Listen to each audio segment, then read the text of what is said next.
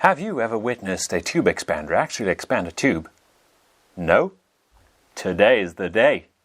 Stick around. What's cracking, everybody? Jeffrey McAvoy here. It's good of you to be back. Now, I know you've all been waiting for the 600 subscribers special episode, but that has to wait for a bit because I need the approval of my friend Thomas, the photographer, who is making a special appearance in that video, and he hasn't seen it yet, so, you know, it's his right to be able to watch the video first and see if I may post it or amend certain parts. You'll understand when the time comes. Thank you all so much for joining us here on this first episode of the BMW K1200RS Garage. Now, this is a new series featuring, obviously, the BMW K1200RS, which I picked up here for dirt cheap. I've been wrenching quite a lot on it. I've discovered quite a few interesting things. If you own one of these, you're definitely going to find this interesting. If you don't own one, you'll probably want to buy one at some point, most definitely. These bikes are amazing, and after having ridden it quite a bit, I can tell you this bike is something. It was top-notch in 1996-7 when it was released.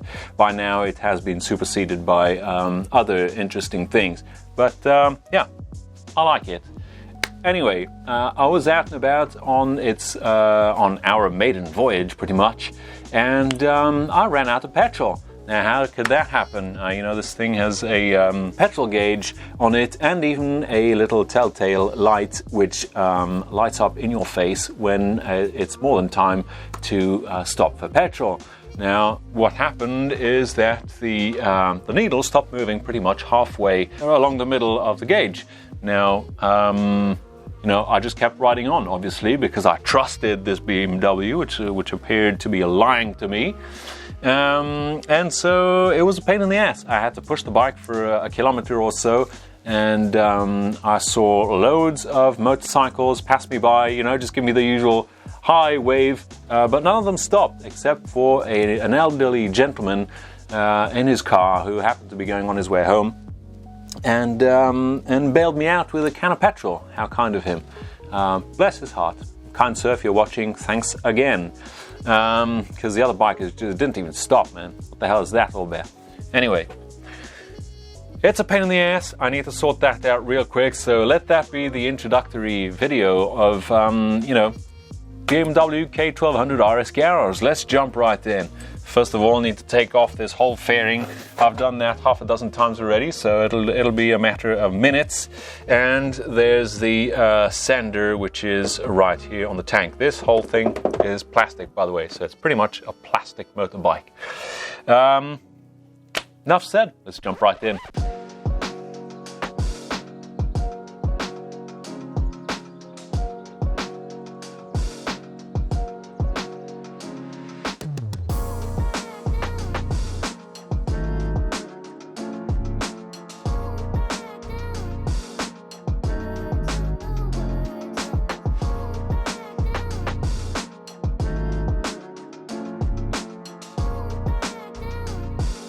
That literally took me less than 5 minutes. So here it is. Here's the culprit. Here's the fuel level sender.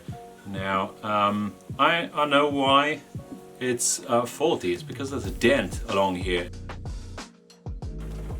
Yeah, it's not moving. It's definitely stuck. So I need to get this kink out right now. Get the kink out. Now, I know how that happened. I replaced the fuel filter. To do so, you have to remove the pump, which is under here. So obviously, tank has to come off, empty the tank, so on and so forth. Another video coming along about that. And what I did was I jiggled around the fuel pump without, before I knew and realized that I had to disconnect some other things. And so I jiggled it around and probably knocked this thing somehow. Yep. This got knocked around, you know, totally my fault, my bad.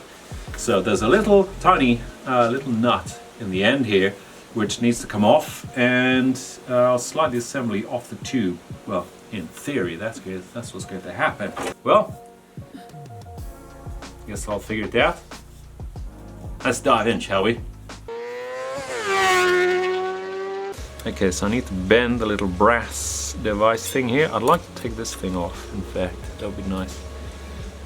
Can I just... No, I can't. Okay, never mind.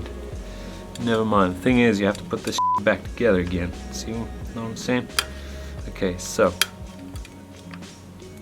here goes. So bend back this little brass tab. So I remember I sort of made fun of that gentleman who did the video and took a set of pliers, but I make fun of him no more, because this little cup thing here prevents you from actually fitting a socket on there. But instead of going at it sideways like so, I will go from the top, and that does not work either. Okay, my bad, man. So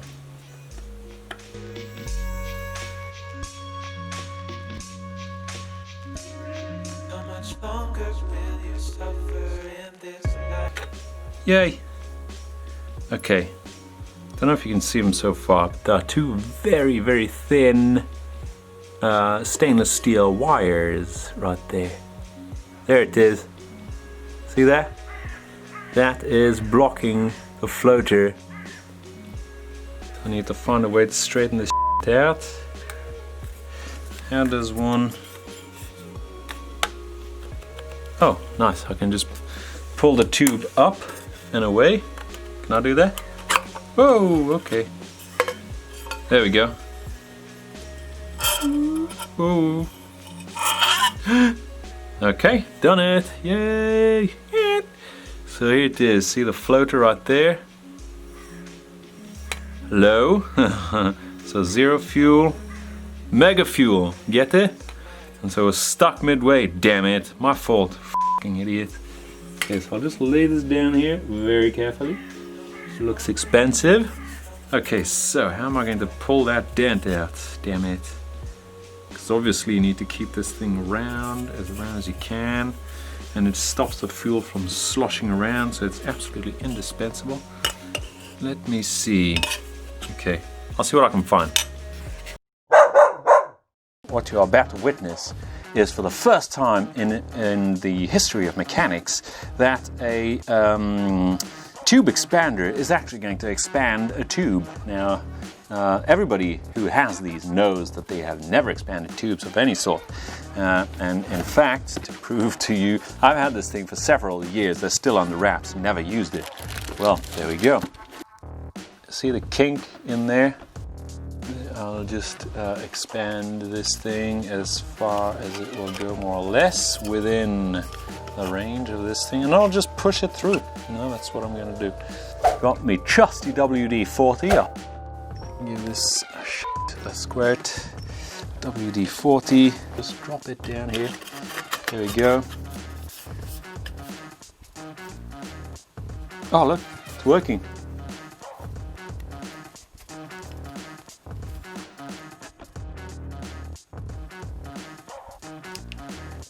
Speaking nonsense. Okay, just drive my shaft right through there. Okay, and I shall be doing that again. I don't need to go crazy, of course. All we need, in fact, is to be able to have the floater go back, you know, back and forth. There we go. Oops. And out the other side. Let's do that again one more time.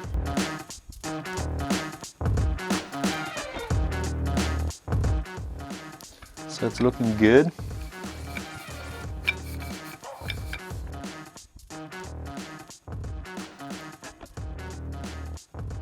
Looking more like a tube now, isn't it? Damn it, it's stuck. Shit. Okay, there we go. Do you see a king? Because I don't.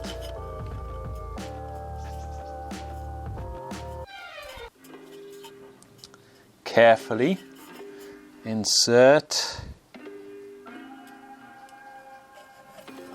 It's kind of nerve-wracking, isn't it? There we go. There's only one way you can fit this. Hey, there we go. I heard the sound I wanted to hear. The floater is all the way down.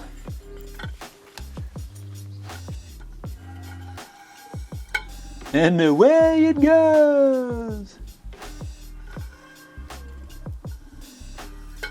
down into oblivion, and back again. There it is, okay. It's moving freely again. That is fantastic. So there it is. Works again. And now the installation is a reverse of removal. So this is actually the first time in the history of tube expanders that a tube expander has in fact expanded a tube. How about that?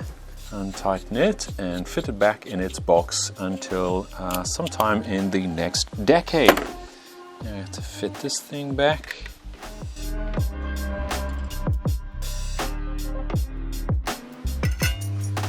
How much tension should be put on this? I have no idea. As long as this still works, I'm good. Yeah. Fantastic.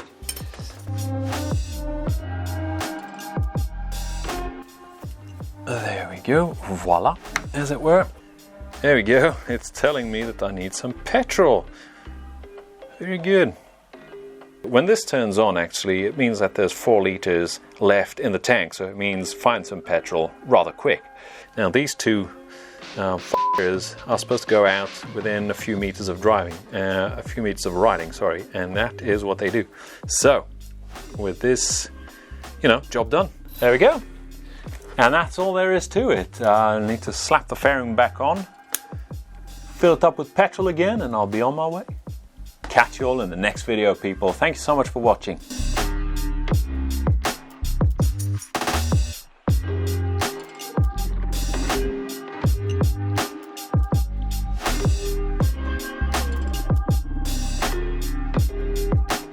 Okay, so where did this go?